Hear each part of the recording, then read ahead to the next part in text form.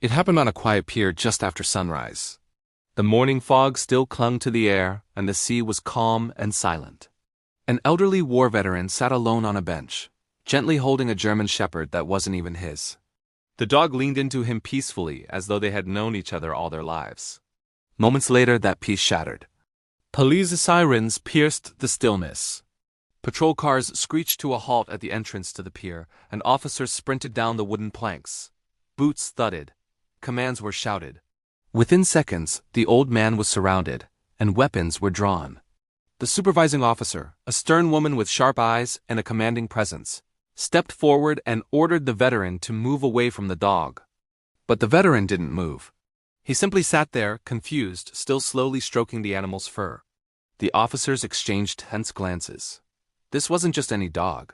He was a missing police canine, a highly trained service dog who should never have left his handler's side. Then the order came. A single command that every canine is trained to obey without hesitation. Engage!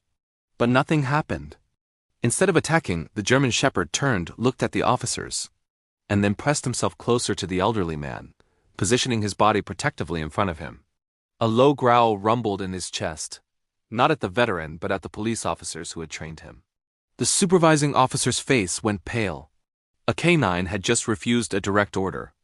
That alone was unthinkable, but the way this dog guarded the old man went beyond disobedience. It looked like loyalty.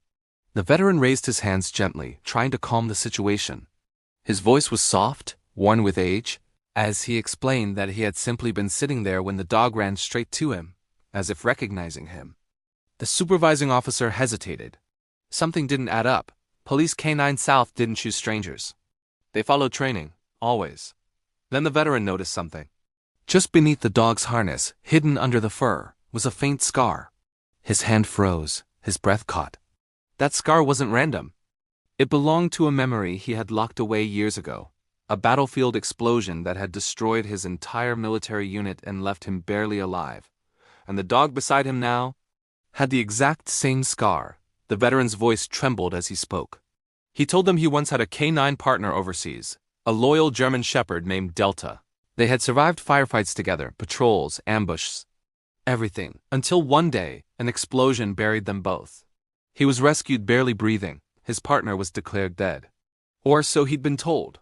The officers listened, stunned into silence. One deputy checked the canine records. The scar matched. And the missing police canine's call name was also Delta. The truth hit them all at once. This wasn't disobedience. This was a reunion. The dog gently placed his paw on the veteran's knee, a calming gesture the man himself had trained him to do during panic attacks. Tears filled the old soldier's eyes as years of grief and loss melted away in a single moment of recognition. The supervising officer slowly lowered her weapon. Regulations mattered, but sometimes humanity mattered more. She quietly ordered everyone to stand down. The pier fell silent again. But this time, it was peaceful. The veteran knelt and wrapped his arms around Delta. The dog leaned in fully, tail giving a soft, hopeful wag, like a soldier finally returning home after years of being lost. The supervising officer approached gently and told the veteran that if he was willing, Delta could be permanently transferred into his care. The man nodded, overwhelmed with emotion. He whispered. He always was. And as the morning sun finally broke through the fog, the German shepherd rested his head against the veteran's chest. Finally home again.